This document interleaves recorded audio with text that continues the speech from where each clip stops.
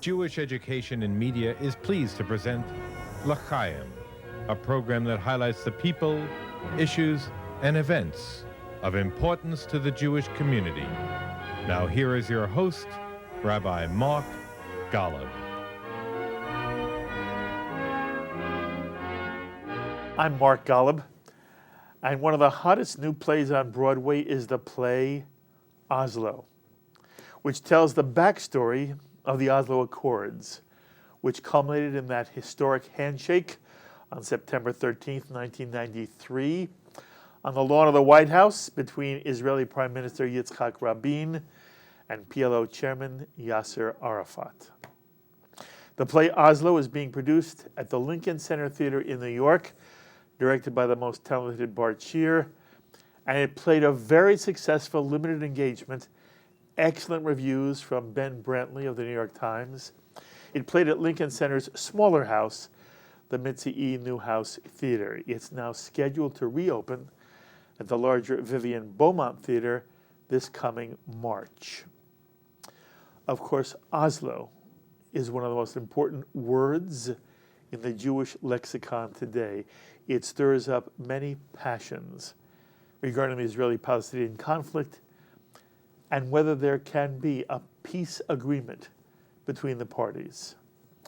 And so it's wonderful for me to be able to talk to the author of Oslo, J.T. Rogers, a most talented veteran playwright whose works have been staged throughout the United States, in Germany, and in Israel. And J.T., thank you so much for coming and sitting at this table. It is a joy meeting you. Thank you, Mark. It's a real pleasure to be here. I want you to know I've seen the play, your play Oslo. By the way, for professional reasons, I saw it twice. It is beautifully, wonderfully written. You're amazingly talented. It is a fabulous play. I have questions about it from a Jewish perspective, but as a theater goer, I loved it. And by the way, you should know, I am nowhere in your league, but I have had the privilege with my brother David of producing on Broadway. And your lead, Jefferson Mays, who is just out of this world, and his range is phenomenal. Yeah. But he was in a play we did, Best Man. Oh, yeah. And Bart Shear was the director of a play I did with Kelly O'Hara, Bridges, which was a wonderful play. So I know a lot of the people who are involved in what you do. I have enormous regard for what you do, the community you're part of. And so to be able to sit with you, irrespective of the fact that I wanted to talk to you about Oslo, meeting you is a real kick for me, and I give you a lot of credit. I want to know a little bit about who in the world you are and how you come to be where you are now in life. Wow, that's a big question, Mark. Well, where were you born? I was born in Berkeley, California. Okay. And what was your own religious upbringing and background? I was raised sort of high California WASP, which means that religion was far too personal to speak about, you know? So I wouldn't in any way call it, phrases like agnostic or atheist are far too specific. I would say that I was raised a-religious. Okay. I remember the moment, when I was in elementary school, I remember the moment very vividly, standing in line coming in from recess and having this sort of thunderclap of realization as the kids in front of me were talking about going to church that Sunday and talking. And I realized that I had assumed from being around my family that religion was something from the past, and I was realizing that people were still religious. You know, the revelations you have at age 10. It was a powerful moment. I remember thinking, there's a whole world out there that I don't actually know anything about. Very interesting. Yeah. Where'd you go to college? I went to the University of North Carolina School of the Arts for acting. It was a conservatory. Did you want to be on stage? I did, ever since I was a little tyke. Were you on stage in high school, like? I was on stage. What were you in? I think my performance as the big chief in Anna Get Your Gun is legendary. I think now to the makeup and things I did, it's pretty cringy, but yeah, I did all the, in high school I did all the of the I Sing, the old great classics. It wasn't until I was in college that I realized that it was an ironic political commentary. We just did it as a straight love story with no understanding of the political commentary. But I was very fortunate. I sort of toggled between two worlds. My father lived in Columbia, Missouri, where I went to high school because he was a college teacher, and so it was that sort of ubiquitous college town that's in every state where the big state university is. And I would do Of the I Sing and Cub Scouts and live in this small town. And then I would spend my summers and holidays with my mother in the East Village in the late 70s and early 80s when it was a very different East Village than it is today. In New York? Yeah. Is there another East Village? No. So I would go to really... You're bi-coastal. So my mother would take me to, sort of world premieres of a Samuel Beckett play at La Mama and, how fabulous. And so I really got a really amazing dual experience. Mm-hmm. When do you fall in love with theater? I mean, when I was a little boy, I wanted to be an actor. It's been in your entire life, hasn't it? It's I've always, yes, and it's odd. I realize how odd it is now having a 13-year-old who's just now, as a normal, healthy child would, begin to think about what I want to do and what are the things that interest me, and sort of look, when he was 9, to look at him and realize that I knew what I wanted to do is a little weird. But you always did. But I was very fortunate. You did. Yeah, I was very fortunate that way. Is he your only child? Yes. Okay. 13 years old? He's 13 years old. What's his name? His name's Henry. Very nice. Where do you live now? I live in Hastings-on-Hudson, which is right above Manhattan on the water. Do you miss California? I didn't know because I'm born there, and I go back many, many generations, and all my extended family, with the exception of my nuclear parents and brother, and now my half-sister, none of us live in California, but everybody else and has for generations. So I have an odd experience when I go back where I feel actually connected to a place that I think is just blood memory for multiple generations. You said your father's a college professor. He's now retired professor of political science. Political science. Yeah. And did your mother work? My mother was, yes, my parents split when I was, I want to say 9. And my mom moved to the East Village, and she lived the true, when that was still possible in New York, the true bohemian life. And she, wanted to be an artist, and she was an artist. And she, worked every conceivable job, the way that young artists still do when they come to the city, and I did for years and years. So yeah, she always worked. Okay. The reason I ask is this. You now know very well how hard it is, the world you've chosen for your profession. Theater is a very hard world. It's full of rejection. Very few people make it, and very few people make it more than once. How did your parents feel about the fact that their son was leaning into this and wanted to become part of the theater world?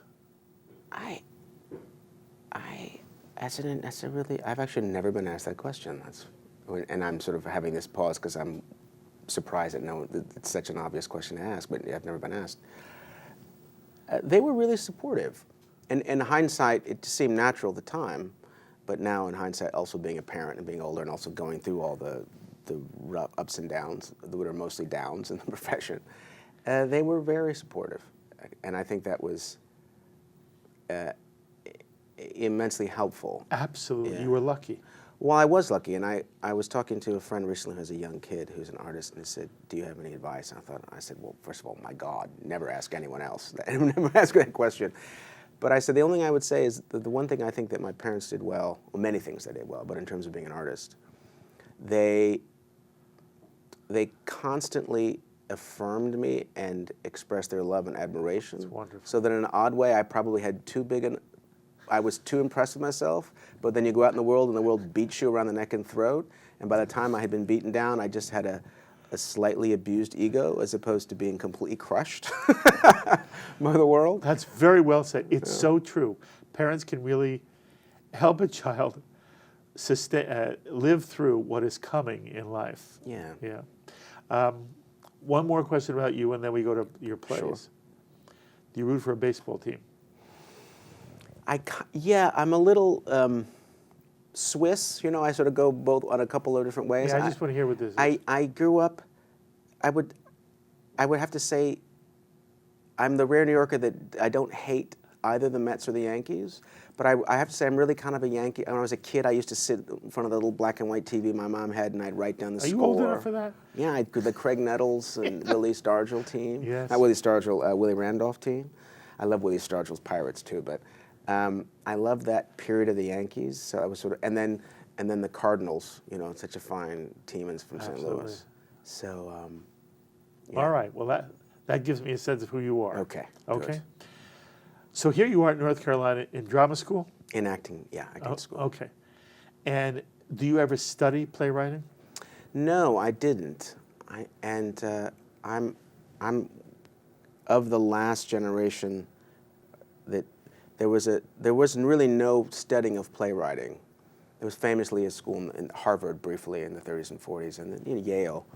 But in terms of it being a thing you studied, it didn't really exist when I got out of acting school.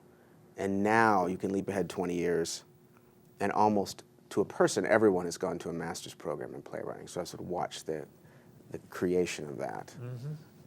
So at what point then in your own journey do you understand that you're going to write plays, not only be in them? When I was in drama school, this is pre the super litigious America that we live in now, right? And I bring that up because when I was in drama school, people thought nothing of giving me the keys to a multi-million-dollar facility to use late at night. So late at night, you know, when you're 18, 19, 20, 21, you don't need to sleep, and you'd do classes and rehearse until 11 o'clock at night. And then at 11, you had these world-class facilities to rehearse and try things out. And I started writing very small little juvenilia. I don't mean that dismissively. I mean, it is technically, but also these are my first kids, you know, artistically.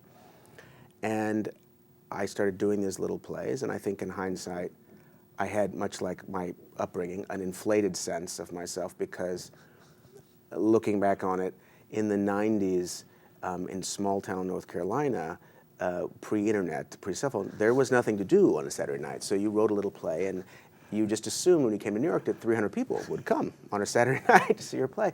It took a good 20 years before that happened again, and many plays with 4 people a night. But I had this experience of writing plays and getting a lot of feedback and really, really enjoying it. And in hindsight, it seems now surprisingly little anguish. I sort of almost one day really woke up and went, oh, I think I'm going to do this instead. Good for you. And so I moved to New York and started a small company with friends. And you made a living? Well, not for many, many, many years. But then you did. I feel like I have to knock on something when I agree. Fair enough. with that. Before Oslo, yeah. What's the play that meant the most to you, that you're proudest of, before Oslo? The play before it, Which Blood and was? Gifts, which was done at the National in London first, and then before that, it would have been the play before that, Overwhelmed. I mean, I do think there will be an experience where I'm sure less proud, but the goal is that you do something harder or different or outside of your comfort zone each time. Ooh. So that you're pleased might be the wrong word, but you're satisfied. Okay. Would you talk about that one more moment? What's it mean to do something harder and more, what's it mean to reach as a playwright? And is it a conscious decision, JT, or is it only in retrospect? I'd say both. That sometimes it's a clear, usually there's a clear, for me there's a clear choice. Well, I did, I built a house with blue logs, and I learned how to do that, so now let's build a house with red logs. So we learn how to do that. There's that element of a practical sense, and then there's an element of you start, the bit that's a bit more of in the slipstream, where you start working on something, you go, I'm not exactly sure why I'm doing this, and maybe I shouldn't ask myself that question for now, and just trust my instinct to do it. And then later I can look back. I can have a conversation about Oslo with you here today that I will be at least semi-articulate in a way that even a year ago I'd say, well, I don't know. And I don't know if it's my business to know that yet. When you set out to write a play, Yeah. I always wonder whether the writer, the playwright, is moved only because there's a story he wants to tell or she wants to tell. And to what extent are you concerned about the commercial success? To what extent do you not only want to write a good play and it has a message that you like, or to what extent does a writer, do you think, say, this is my craft, this is my art. I don't drive a truck, I don't play baseball, I'm not a teacher, I'm not a rabbi, I'm a writer. This is the way I make a living. I'm not a dentist. Yeah. I write, and this play has to sell, or else I can't put food on my family's table. To what extent is that part, when you decide to write a play, what's the motivation for you?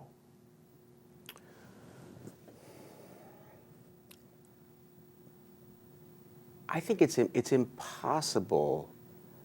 This is the paradox of art making as opposed to, let's say, carpentry. That the theater is a craft. You know, Arthur Miller, one of my favorite statements, he said about playwright, he said, it's not spelled like boatwright for nothing. That the job of the playwright is to build a boat that will not sink. However, the difference between the boat craftsman and the play craftsman, where it gets into this murky netherworld, where there isn't really a complete answer, except that you know that there's a kind of answer, whatever you play as you write as a person. I don't think it's really possible to write a play that would be moving and successful to an audience if you were trying to please the audience. Now, there's a far cry between that and trying actively to alienate the audience.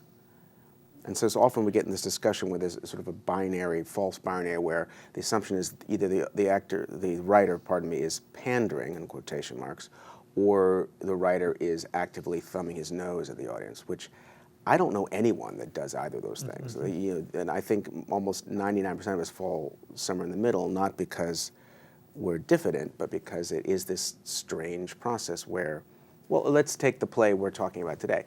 If you told me to take all my chits at Vegas and put it on which play of mine would be the first play to be officially a Broadway show, it would not be the 3-hour, 3-act, 22-actor sociological, geopolitical conversation about Nordic life and the Middle East.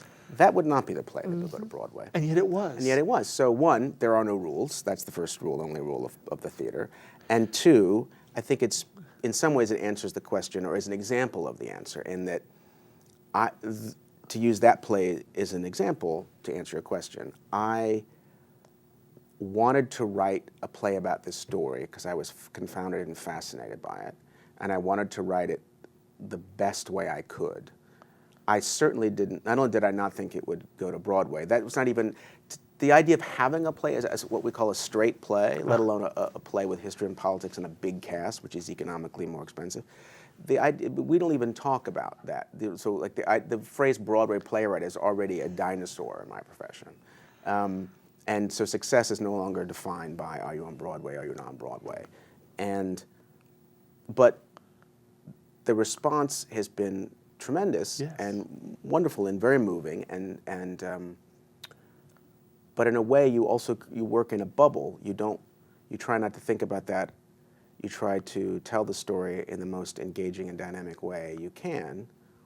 In a way, you're trying to write a play that you would want to go see, which is a really high bar, for me at least. I think that's a wonderful way to describe it.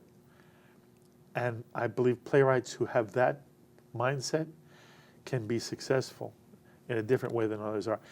Incidentally, the audience may not know, in the world of television, world of theater, movies, film, the director is king.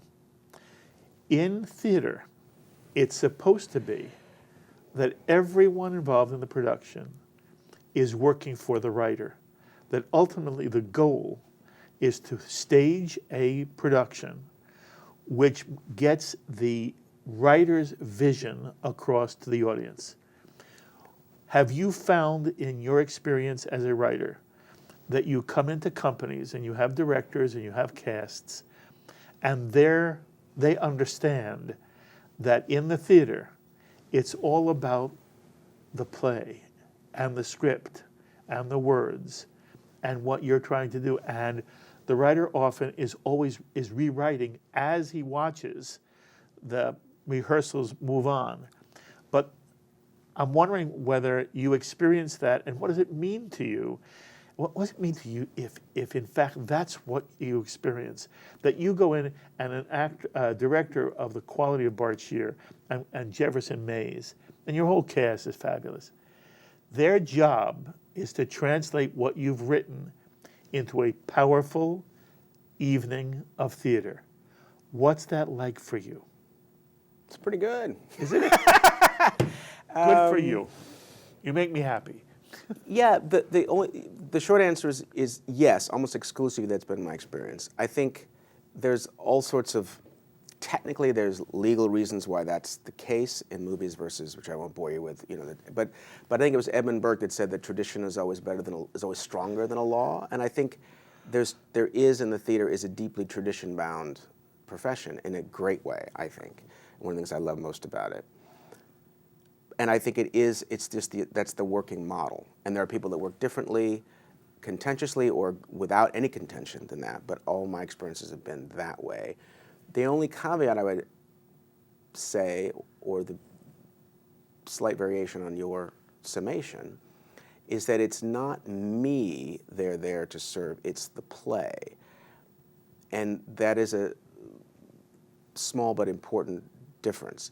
It's my job to serve the play as well, because there always comes a part in the process, both when you're writing the play on your own and when you're in the room with your collaborators, where you have to kill all your darlings, as Faulkner said. I mean, all the best, truly, the best scenes in Oslo were killed in previews before you came to see it. No. We cut 37 minutes out of the play in a long previews. play to begin with. So imagine 37 more minutes. In a way, it was actually even more powerful, but you can't do 3:37 on a Tuesday matinee, so we had to get rid of it. But also the play begins to tell you, this is what I need, regardless of what you want. And if you have really great collaborators, which I've been blessed to for years, and Bart being a tremendous, it's our second play together, and we're talking about our third, and Jennifer Ely, who plays Mona, and Jefferson, and I could list all of the cast to a person. The best, there's a phrase in the theater, a German phrase, which gets bandied around a lot, sometimes I think unnecessarily, or the dramaturg, who's sort of the expert outside of the process. And you can have a whole debate about whether that is a role that's helpful or not for a new play. But in reality, the really great dramaturgs are the actors, because really good actors have a theatrical intelligence that is extraordinary. And the analogy I would use when I'm talking to younger writers, I'm teaching a master class at university or whatnot, is saying to them, if you get to work with good actors and like you write for them, get your grips in them, you work with them over and over again. And the thing that's most beneficial for a new play especially is that a really good actor is like a thoroughbred. They're just built to run. And then if they stumble, the problem is the track. That is to say, it's your problem. So you can be happy to know, now we know what the problem is. The problem is that speech has two sentences that don't make any sense or are boring. So then we go, even Tennessee Williams in his most famous plays, after they've been done, they were doing Revive by great actresses, and they ask questions, and you go, I'm gonna fix it. Just give it to me. You're right, I'm gonna take it home, I'm gonna fix it, I'll come back tomorrow. It's always the fashioning. That is wonderful to hear. And it's interesting, the story, no matter how great a playwright is, sometimes it's the great playwrights who are able to do that best. They never are satisfied, and they're always willing to tweak, yes? Yeah, and you're tweaking because, or doing open heart surgery as the case may be, you're doing it because you want it to be the best show possible. But you're also doing it because in a sense, it's the fashioning. It was a phrase that Samuel Beckett used a lot, which I love. It's the fashioning that in some ways is the deepest pleasure of doing the work is, what if we, a lot like a carpenter, what if we made the plane a little smoother here? And wouldn't it be interesting if we took, if we made it the table made it a little shorter, and then how would that fit next to the other furniture? And would that have a different, give the person a different sense? It's a fascinating enormously exciting process. I want the audience to know, first of all, you've heard me say, Oslo is in 3 acts. How long does it run? It runs, it's the fastest 3 hours of your life. I want to know, but I want you to know, I don't want it to end. I'm sitting there, it's Act 3, I don't want it to end. That's an enormous tribute to a playwright and to the cast, but really to the playwright. It's got humor, it's got pathos, it's got conflict, and it's got suspense, and it also is talking about one of the most important events in modern world history. Now, I want to say 2 things, and then I want you to talk. One is the play Oslo, and J.T. is very forthright. He has a note, playwright's note, in the playbill, where he says, this is my interpretation of a historical event. The words spoken by characters, all of whom are based on historical figures. But the words that are in this play are written by me. That's what J.T. tells us before we see the play. And I have questions about that as it applies now to Oslo. Sure. And look, for me, because I am not in theater, but because I've been around theater, I love meeting you from that perspective. But I asked you here because you do a play on Oslo, which to the Jewish world is, in the 20th century, it may be one of the most important events once the State of Israel is established. And I want to understand what you're trying to do with this as an event. But first I want you to talk about how you came to even want to write a play about Oslo. It's a very interesting story. Well, what happened was I was doing a play a couple of years ago at Lincoln Center called Blood and Gifts, which is a play about sort of the not very well-known secret spy war behind the Afghan-Soviet War of the 80s. And so I'd interviewed a lot of spies and research, and I found that fascinating. So I'd written this play, and the director, Bart Lacher, and I both brought in experts that had, who were directly involved with that world or younger but know that world, to speak to the actors, to give them some verisimilitude and give them just some more texture as they were doing their own research and learning their parts. And a fellow called Taya Rod Larson and Mona Juul, his wife, they were friends of the director because their daughters went to middle school together and were buddies. And so, as you always do when you have young kids, you meet other parents through your children and become friends. And at the time, Larson was the special representative to Lebanon for the Secretary General of the UN. So he came in and spoke about what it was like to negotiate the withdrawal, the Israeli withdrawal from Lebanon, and deal with Assad and deal with this person and that person, from a human aspect and sort of the crazy things that happen in diplomacy behind closed doors, which of course he's a raconteur and they were fascinating. And I was intrigued. And then he read the play and was very complimentary. And he came to see the play. And I ended up going. Again, this is the play that was running at this Lincoln Blood and Center. Gifts. And we went out for a bite and a drink at a little pub across the street from the theater. And Bart, like a savvy director, without playing his hands, he said, you should ask Taya about my friend, about the Oslo Peace Accords. It's like, well, I go, just ask him. It's kind of an interesting story. I said, all right. So I started asking him, and, like a diplomat, he's not going to toot his own horn. He's, and I said, no, really, I want to know about it. And so we started sort of giving the bare bones, and it was one of those magic moments when you're listening, you're thinking, well, there's the next play. That's kind of amazing. So I then went home and started doing my own reading and research. Okay, but was Mona at that? Mona was not there. I met Mona later. I see. I met Mona when I went to Norway to do research for the film. Okay. And she, I think by both her personality, I don't want to, we're not intimate friends, so I don't want to speak, too flippantly.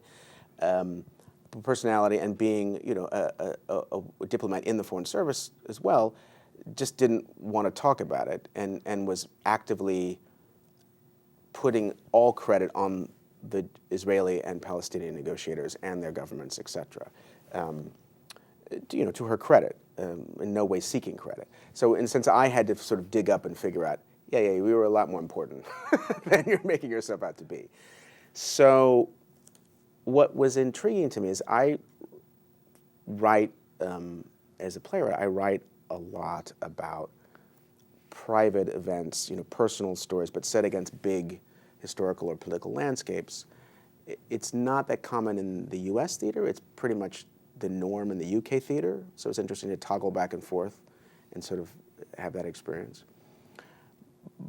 But you're always looking for a good story to tell, because that's if you're not telling a good story, then all other elements sort of become unimportant. And this was such a ripping story. But also I was really fascinated that I didn't know anything about this. Mm-hmm. And I remember watching the handshake and just being stunned that this had happened. Like 99.999% of the rest of the world just had no idea this was coming and was flabbergasted. Much like most of the U.S. government was totally flabbergasted, which I didn't know at the time.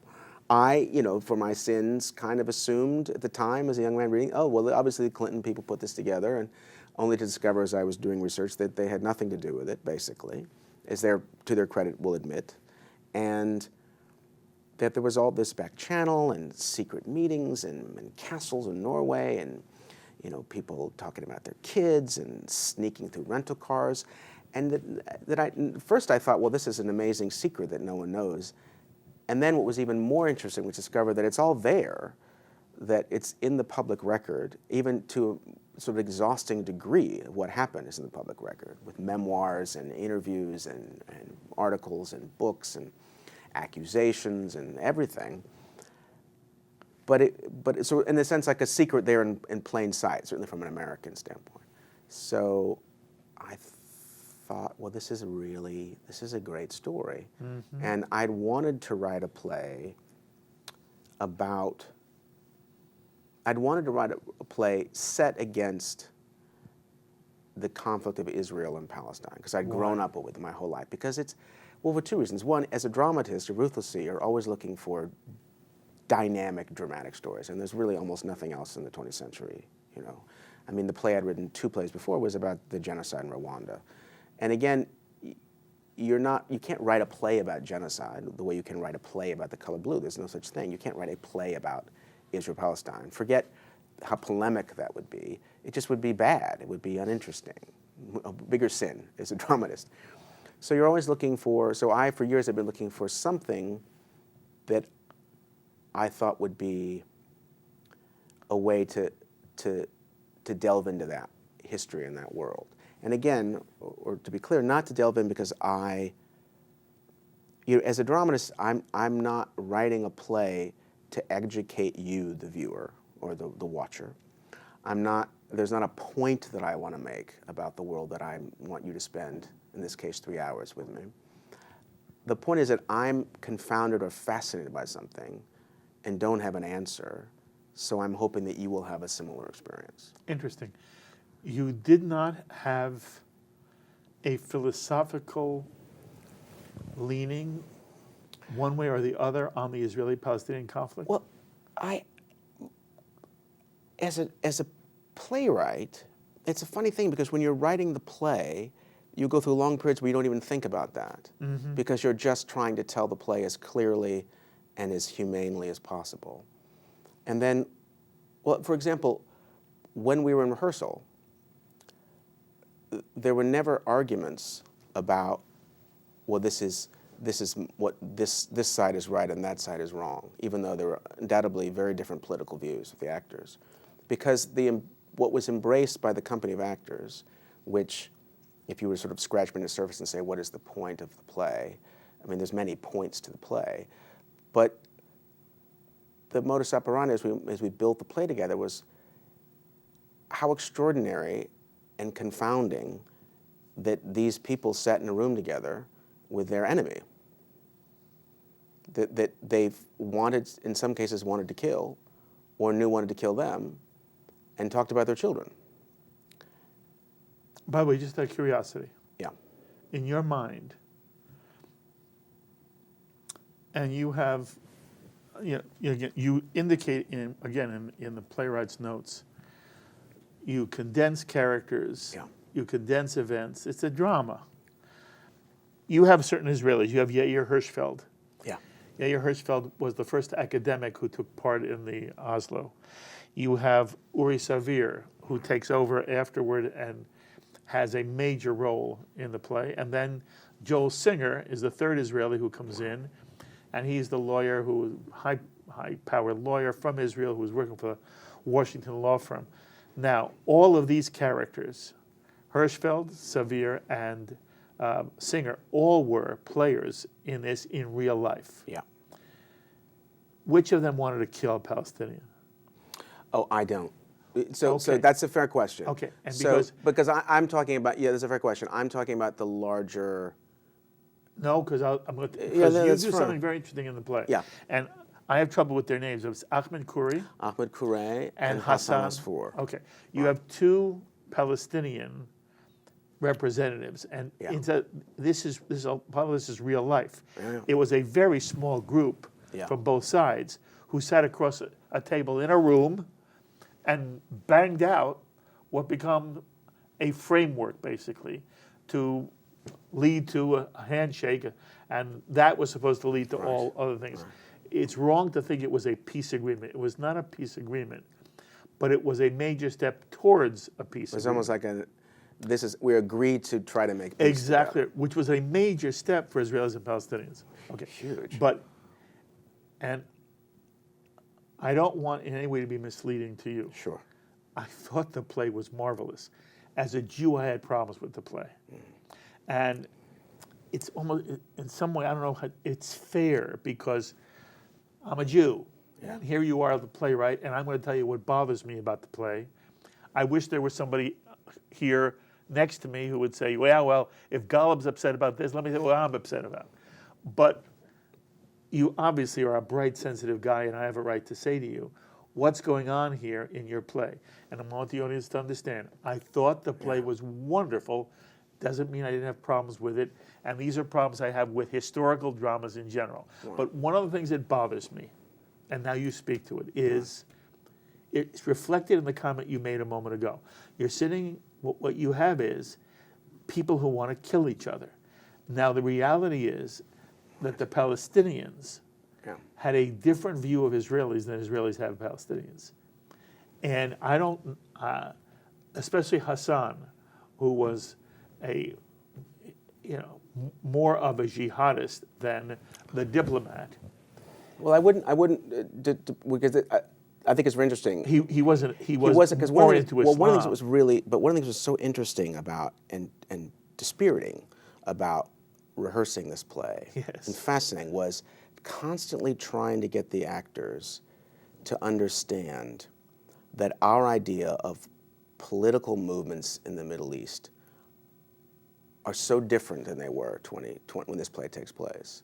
In the terms of that one of the reasons I was interested in this story, and again, as you said, my theatricalization, my version of this character. You're very honest about that. Completely. Right. Otherwise, I would just be making a documentary, and I'm not good at that, and I'm not,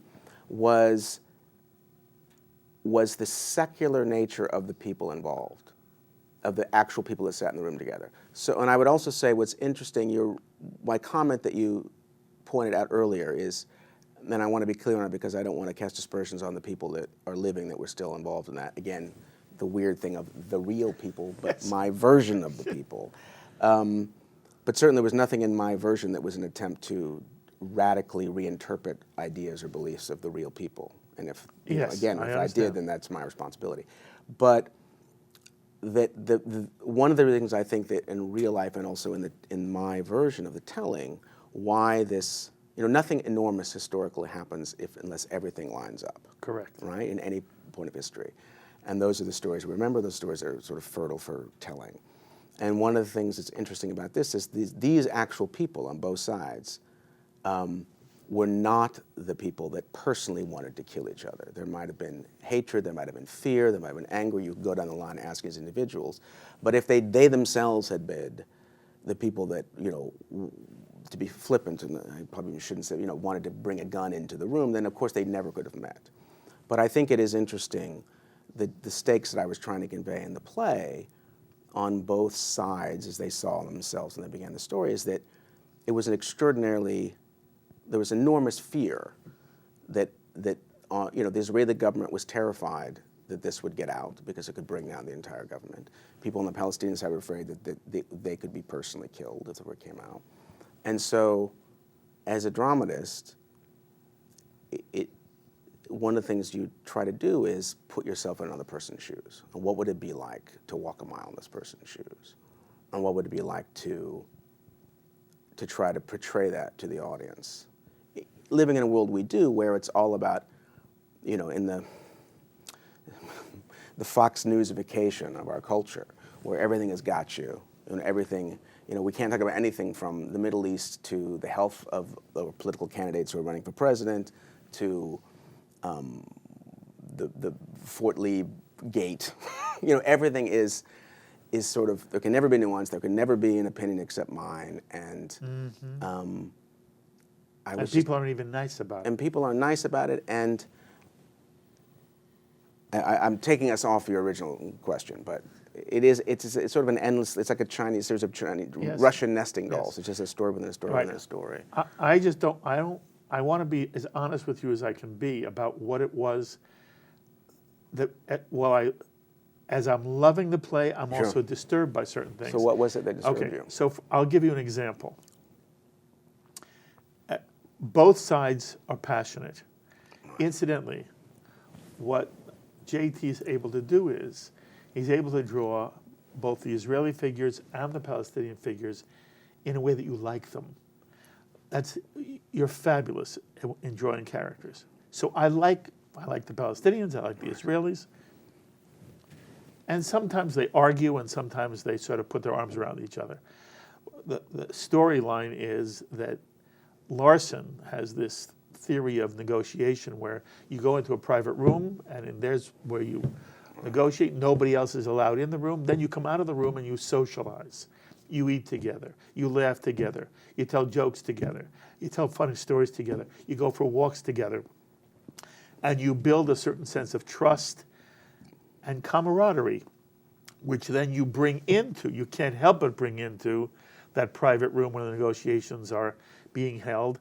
And they permit you to negotiate with somebody in a more open way than you might have if you did not have a social dynamic. So a lot of the play we watch is not in the room. It's the socializing dynamic between first two Israelis and two Palestinians, then the Israelis change, the Palestinians always stay the same. First of all, have I characterized it fairly? I think that's a very fair characterization of both, interestingly, both the story and in a thumbnail sketch what actually happened. Okay. Yeah. And then there are times when they get angry at each other. Yeah. And they hurl accusations at each other. Yeah.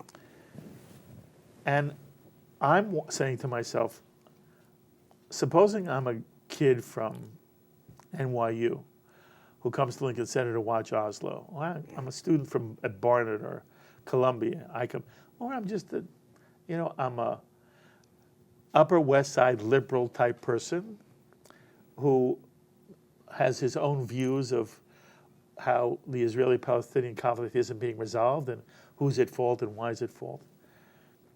And at one point, Ahmed has a monologue in which he catalogs to Savir the sins of the Israelis.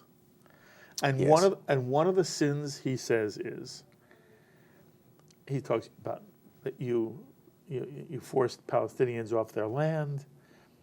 And then he says, and Israeli soldiers, you shoot Palestinian children for sport.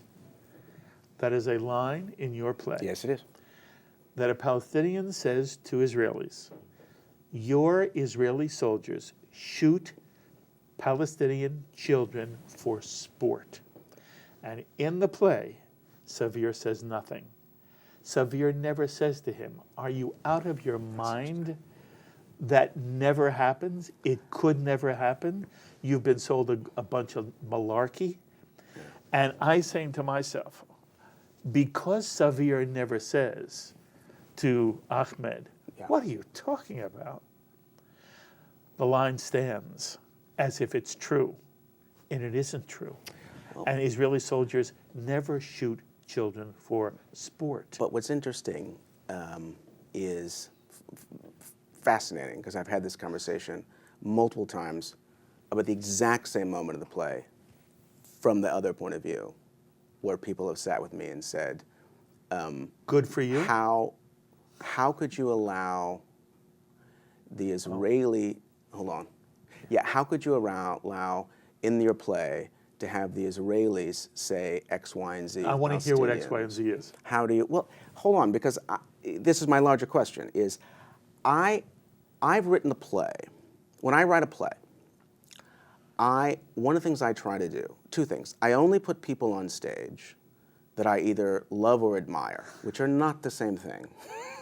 And they can be, you can truly not love someone, or you can passionately love them but admire them, or find something, admire is a large, because I think otherwise, if I don't, then the audience isn't going to invest in the story, and we're just going to have either something that's uninteresting, or it's going to be didactic, or it's going to be fill in the blank. And as part of that, and I've had this conversation with multiple plays about multiple subjects about history and politics that I've written, is that I'm always trying to put, to eradicate my, the goal, as Yeats said about Shakespeare, is his genius is he left no fingerprints, that you have no idea what William Shakespeare would think about the Kardashians of the day, shall we say, or what he liked for lunch, or did he really like The Crown or not.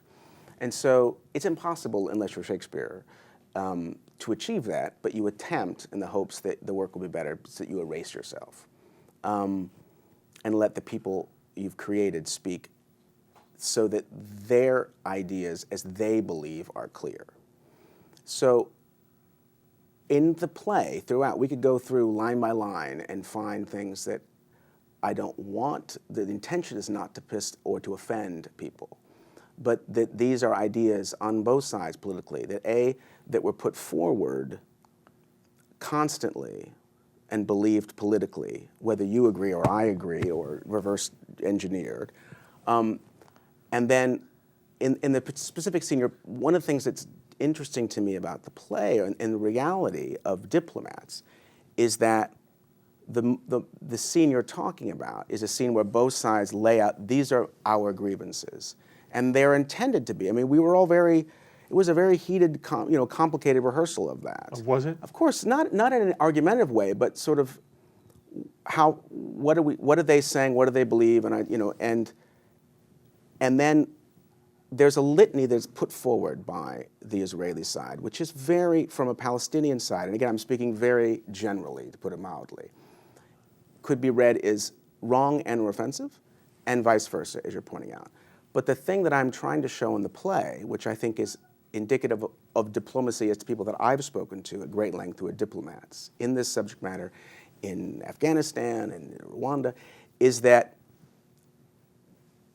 the airing of grievances and then refusing that you've put, and he even says in the play, all right, I don't know if I can be profane on your show. He says, and it's a rather shocking, intentionally shocking moment in the play when they both say their side, and neither side, as opposed to objecting, the Savir, who I hope to portray in the play, and as I think he in real life, was a superb diplomat, sort of with that ruthless political capability that I could never achieve as a person, obviously. He says, okay, now we both swung our dicks.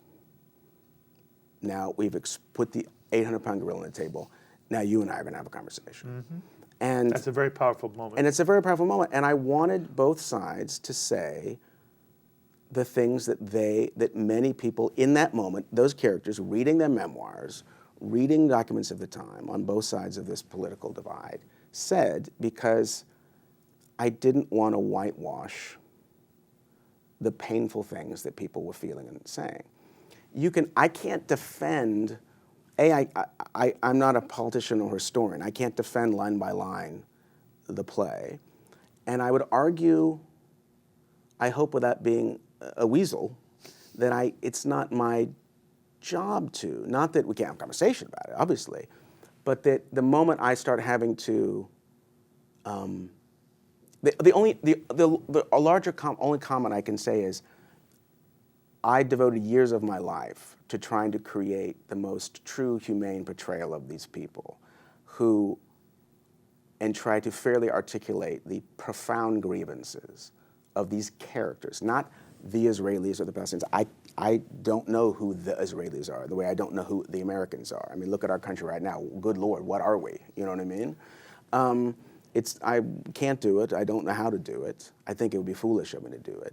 So for me, it's trying to say, this is what these people say and believe at this moment, and that the play is not about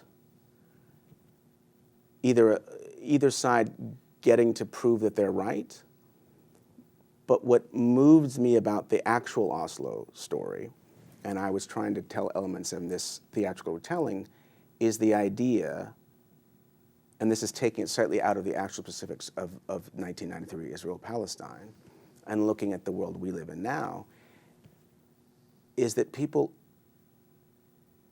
allow themselves or force themselves or are bigger than themselves to find common ground with people they absolutely passionately disagree with. And we're living in, I mean, more than once in rehearsal I thought, I hope to God someone in the Democratic Party and the NRA are in a back room doing this right now, because that we are lost if that's not the case. Mm-hmm. Please, God, please let that be happening. In your mind, did you want to craft a play which, when people left the theater, they would not feel one side or the other was responsible for the failure?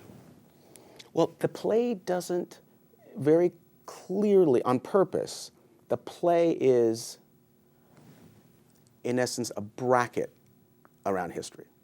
You know what I mean? Have a coda. The play has a coda. It has a coda. The play has a coda. Oh, I see what you're saying. Very important coda. It does have an important coda. But even in the coda. Yeah, I'm just asking you. Yeah. I don't want the answer. I'll tell you what. I'm not. You had no goal. Your goal is, you were not there to show either. You did not want. Yeah. You want your audience to leave, and they shouldn't say to themselves, the playwright favored one side over the other. Oh, I hope not. I Right? hope not. As a playwright, You I did hope not want that. Here's what I want. I want you, and I'd say this, it sounds flippant, but I mean the opposite of that. I want you to have had an entertaining, dynamic evening. Yes, that comes back to the question. Right. You know, what's the playwright's motivation? And I want you to. But it's not simply entertaining. But no. But I don't mean entertaining. You want us to see something.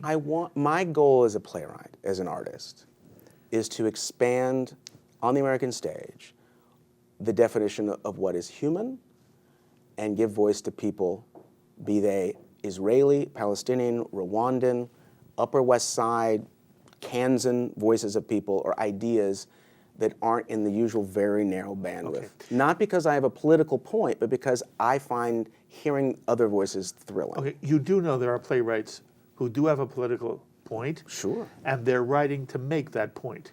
Good ones and bad ones, yes. That's correct. That's not what you were doing here. No. Okay. And did you ever speak to Yossi Beilin? I purposely did not speak. How about to Savir? No, I didn't want to speak to them. To any of them? No, because I'm not trying to, I read their books. I listened to, like when I met Yoel Singer, it was a very strange experience for me. He came and spoke for hours to the cast. Then he came and saw the play and talked afterwards and took lots of photos and was very generous. But when I first met him, it was very hard not to be like, oh, it's so great to see you, because I had studied him to such a profound that I felt I knew him, but I'm just some guy. And it would have been really inappropriate if I would even call, of course, Mr. Singer, then we got to Joel. But I did that because, again, it goes to this sort of bifurcation between you're the historian or a journalist, maybe is a better comparison, and a playwright. I wanted to know everything I could about them, but then I wanted to make my theatrical representation of them. Okay. Would it surprise you if I said to you, I felt you made the Palestinians look better than the Israelis? Would it surprise you? No, you know what I mean. No, I'm not surprised. I'll be quite honestly, I'm surprised that the play... I mean surprised in the sense of, well, I didn't mean to do that. No, I'm not surprised. I'm not surprised at all that you feel the way, and I'll tell you why. I've been moved and surprised in a positive way at how little upheaval or flack from either point of view the play is engendered, because as much as I didn't want that to be the point of the play, and the play is sort of passionately created to not be a polemic, I think it'd be naive to think you can even say the words Israel or Palestine, certainly in New York City, without causing a kerfluffle that may have nothing to do with your play, or You're may. absolutely right. J.T. So, I mean, I've certainly had people say to me, I thought you did the Israelis better than the Palestinians, or vice versa. I've also heard, which has moved me from both Israelis and Palestinians, in some way the thing that's most moved me is the comment of, I'm so relieved that I wasn't a caricature. And I've heard that from both Israeli and Palestinian audience members. That's which, in a strange way, is really moved me and saddened me. You know, that there was a fear watching the whole play, with just waiting for a caricature moment to come out. Uh-huh. You write in the play that the last negotiations between Shimon Peres and Yasser Arafat are on the phone, and that when both of them make the final concession, that Arafat and his counsel that is with him are heard weeping. Yes. Is this something you know to be true? That is something that I have read in at least two sources that are, you can get at Amazon or Barnes and Noble. Okay. So in real life, just not to demystify, but again, just use an example so your viewers understand that. In real life, in the play, we followed the Norwegian side of this triangle of Israeli. Yes, it is from the Norwegian perspective. Well, yes, I have a two-part answer for you. The first is, in real life, the Norwegian head of the Norwegian Foreign Service, Holst, the character of Jørgen Holst, is the one who actually negotiated. But as you would go back to the comment I said earlier about the play tells you what it is, and the play, as you're writing the play and taking liberties, you go, well, you can't have followed one person for 2.5 hours and then hand off the most dramatic moment of the play. I'm not going to change what they argued over, but I'm going to change the person, because this is not a history lesson. In some ways, the play is a triangle. You have the Norwegian characters, you have the Palestinian characters, and you have the Israeli characters. That's not a triangle. You have the Israeli, Palestinian, it's all right. and like that. And the very fact, in a history that is so fraught, the way the history of the Middle East is, clearly, simply choosing which point of view, or to tell a story like this from an American point of view, or I guess those would really be, the most of the sort of tropes you would go to, is going to alter the telling of the tale and the point. In a sense, to use a film metaphor, where the gaze of the camera is going to be. I chose to have the narrators be the Norwegians, in some ways, because that's how I stumbled upon the story. Exactly. I mean, there's an element of writing for the theater or movies or sort of creative storytelling where happenstance and chance informs enormously. Yes. But also, I think, in hindsight, going to something we were saying earlier about you can talk about a play more clearly after you finished it, I'm sure on some level, by having the people who are the outsiders to the conflict be the guides, then it altered the balance so that it wouldn't be, I'm telling a point of view from Israeli characters who are talking about Palestinians, or I'm telling a point of play about Palestinians. And also, honestly, going back to this comment about how do you tell a story, I thought, well, this is even the strangest element of it. So then I need to move into the strangest parts of the story, because there's what make it interesting. Just take a minute or so on this philosophical issue. A playwright, a movie maker, a director who's dealing with a real life historical moment. How do you feel? What do you feel now philosophically?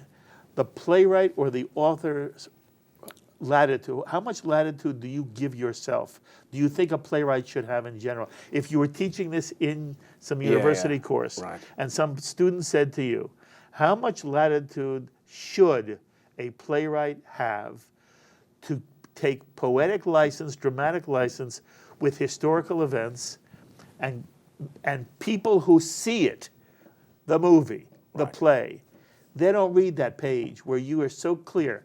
These are my words. Right. I condensed characters, events, changed it all around. Yeah.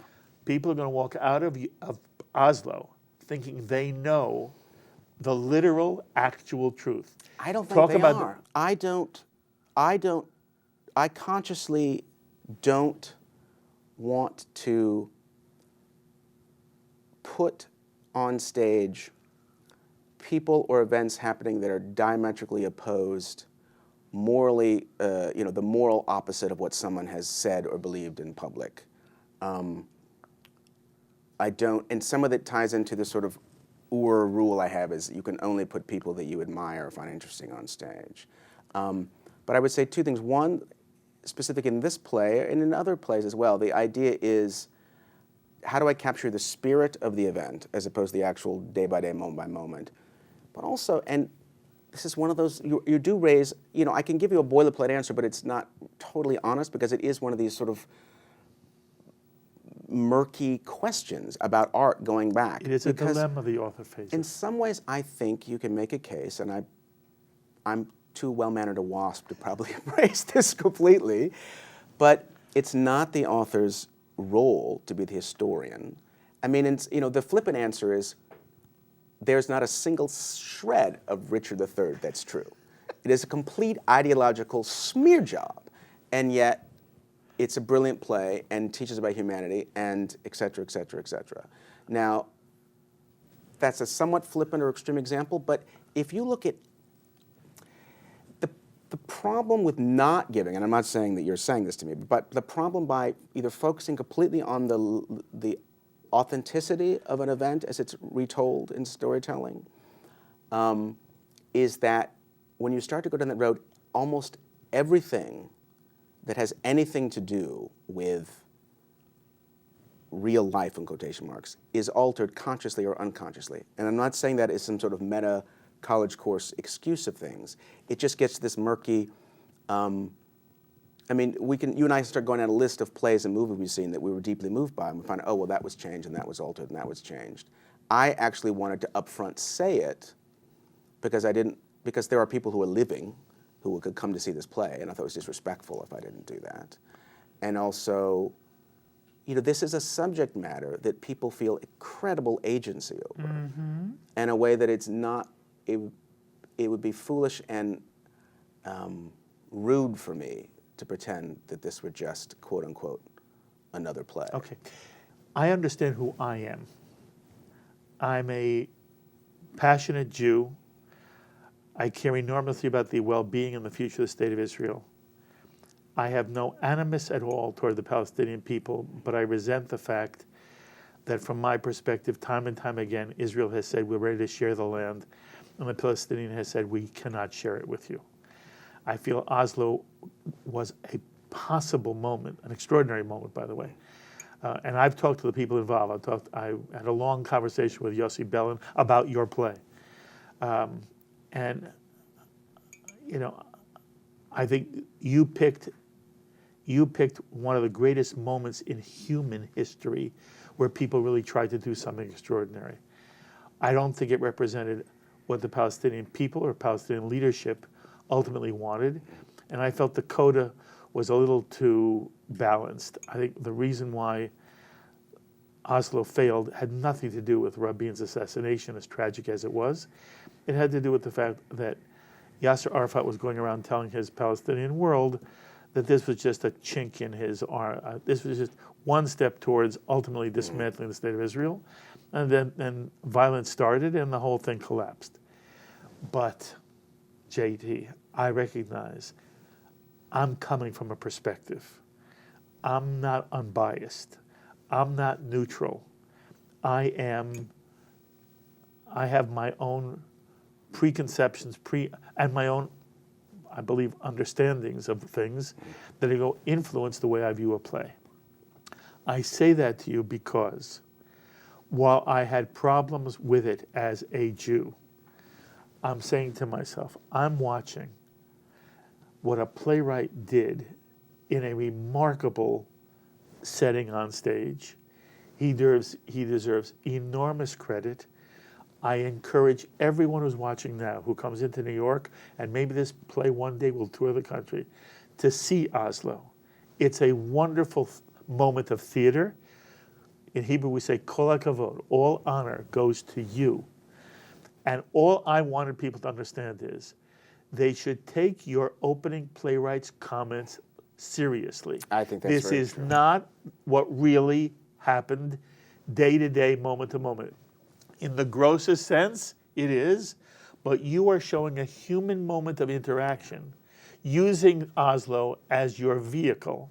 And if people who go to the play understand that, then all they can do is have an extraordinary 3 hours of theater that you made possible. You are a wonderful playwright. And by the way, now that I know you, you're a wonderful person. It has been an honor and a pleasure meeting you. I hope there are other reasons that I can get you to sit in this chair with me. So this is so much more interesting than the usual. Do you know so-and-so theater conversations? So thank you for that. Thank you very much. Only a semicolon. We continue at one point. Absolutely. Thank you. Thank you, Mark. The thoughts of J.T. Rogers. He's the author of the play Oslo. I saw it twice. I loved it twice. You've heard my problems with it. It didn't in any way stop me from wanting to see it a second time, and I would encourage every one of you to see it. It opens in March at the Vivian Beaumont at Lincoln Center. I have no doubt it will play a long, successful run, and it may move one day from the Beaumont Theater to somewhere else on Broadway. Anyway, it's been a pleasure meeting JT and for me to be able to introduce him to you. If you have any thoughts or comments of your own, please email me, write me, post on our Facebook wall, or tweet me. And if you have any interesting comments, I'll share them with J.T. Rogers. Until the next time, I'm Mark Golub. L'chaim, my friends, to life.